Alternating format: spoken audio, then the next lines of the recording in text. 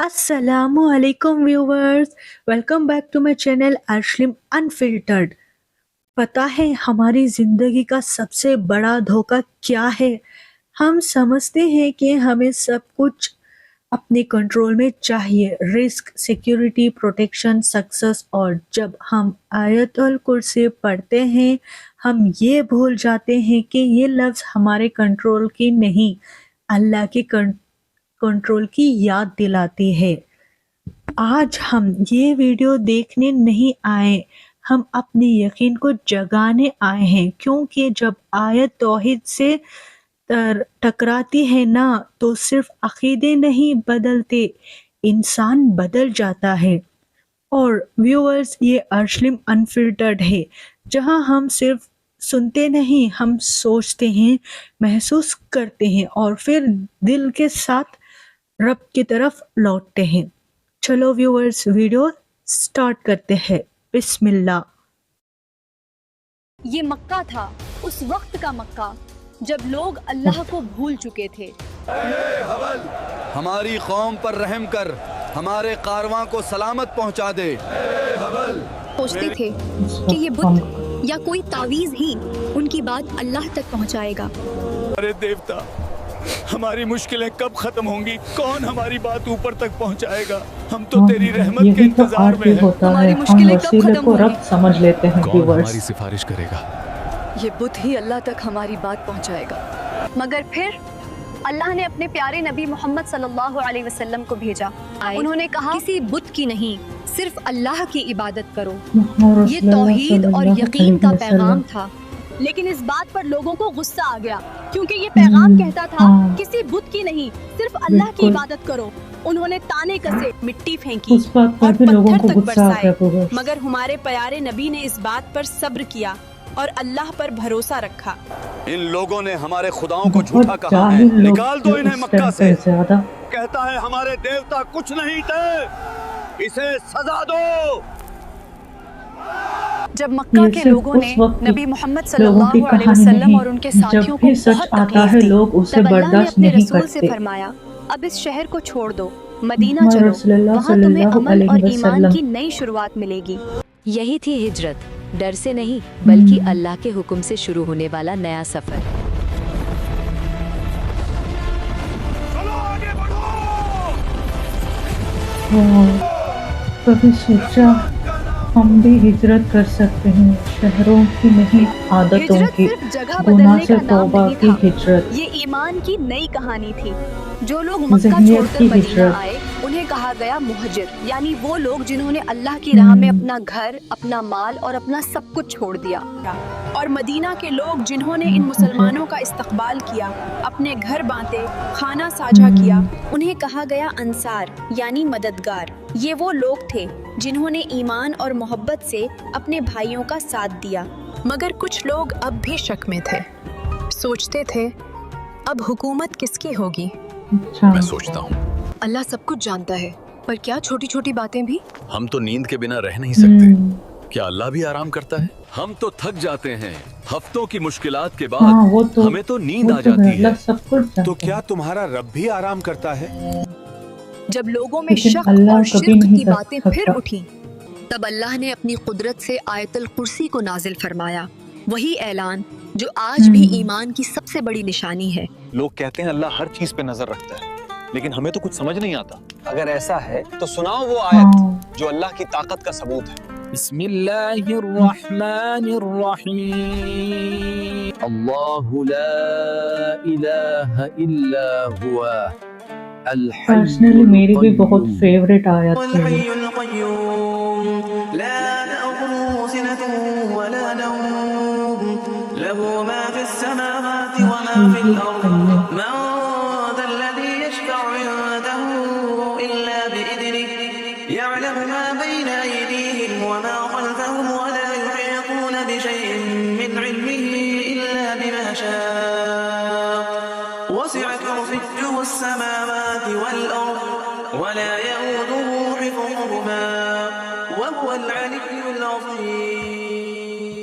आइए समझते हैं क्या कहना चाहते हैं अल्लाह अपने बंदों से इस आयतुल कुर्सी के जरिए। اللہ لا الہ الا هو الحی القیوم. اللہ اس کے سوا کوئی عبادت کے لائق نہیں، وہ ہمیشہ زندہ ہے، سب کچھ سنبھالنے والا ہے. اس میں 2 نام آتے ہیں یہاں، الحی اور القیوم. الحی یعنی وہ جو ہمیشہ سے زندہ ہے اور ہمیشہ رہے گا. القیوم یعنی وہ جو خود سے قائم ہے اور پوری کائنات کو تھامے ہوئے ہے. ذرا سوچئے، آپ کا دل دھڑک رہا ہے، زمین گھوم رہی ہے، ستارے اپنی جگہ پر ہیں. کیوں؟ کیونکہ القیوم نے انہیں پکڑ رکھا ہے. ایک پل کے لیے وہ چھوڑ دے تو سب بکھر جائے گا. اب یہاں دیکھیے اللہ کیا سمجھانا چاہتے ہیں اپنے بندے کو. لا تاخذہ سنۃ ولا نوم. ہم انسان کتنے کمزور ہیں، 24 گھنٹے بھی لگاتار جاگ نہیں سکتے. ہمیں ریچارج ہونے کے لیے نیند چاہیے، لیکن اللہ اس نے فرمایا اسے نہ اونگ یعنی ڈراؤزینس آتی ہے. آج دن بھر تھک گیا ہوں، اب بس تھوڑا سکون چاہیے. لہو ما فی السماوات و ما فی الارض. آسمانوں اور زمین میں جو کچھ ہے سب اسی کا ہے. ہم کہتے ہیں یہ گھر میرا ہے، یہ گاڑی میری ہے. اصل میں ہم صرف کرایہ دار ہیں.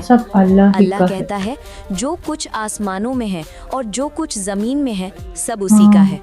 ہم خالی ہاتھ آئے تھے، خالی ہاتھ جائیں گے. یہ میرا گھر ہے، یہ گاڑی بھی میری ہے، پر اصل میں من ذا الذی یشفع عندہ الا باذنہ. کوئی اس کی اجازت کے بنا اس کی بارگاہ میں سفارش نہیں کر سکتا. دنیا میں ہمیں لگتا ہے کہ بڑے لوگوں کی ریکمنڈیشن کے بنا کام نہیں بنتا.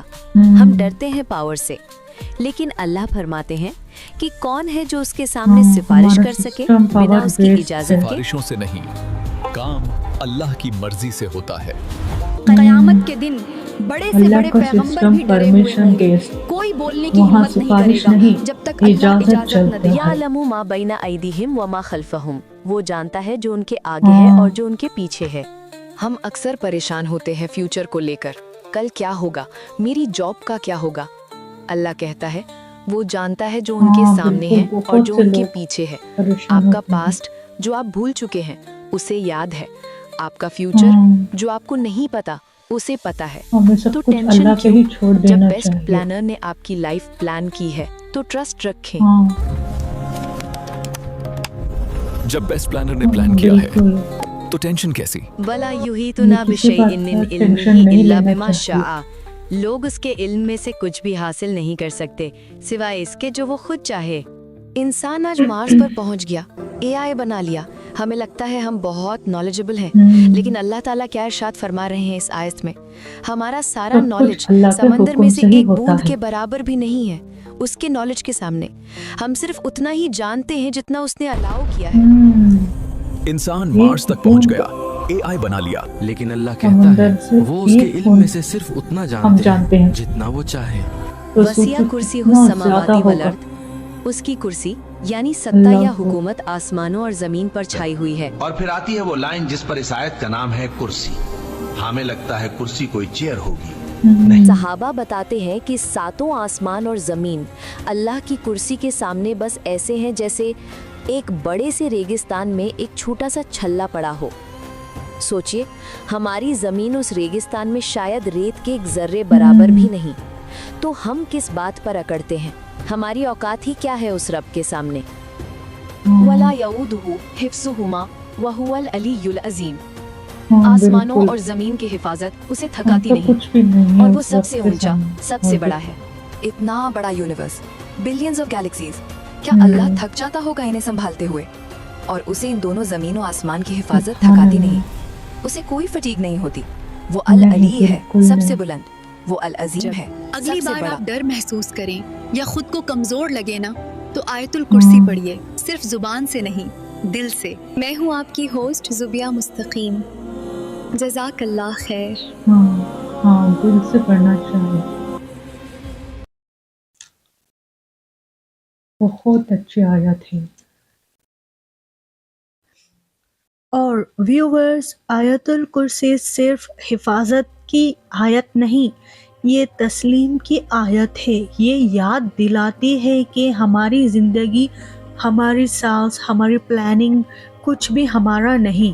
ہم خالی ہاتھ آئے تھے، خالی ہاتھ جائیں گے. بیچ کا سفر صرف امتحان ہے اور اللہ ہر لمحہ ہمیں پکڑ کے چل رہا ہے۔ آج رات ایک بار آیت الکرسی پڑھو، لیکن اپنی پرابلمز کا ذکر کرنے کے لیے نہیں، اللہ کی قدرت کو محسوس کرنے کے لیے۔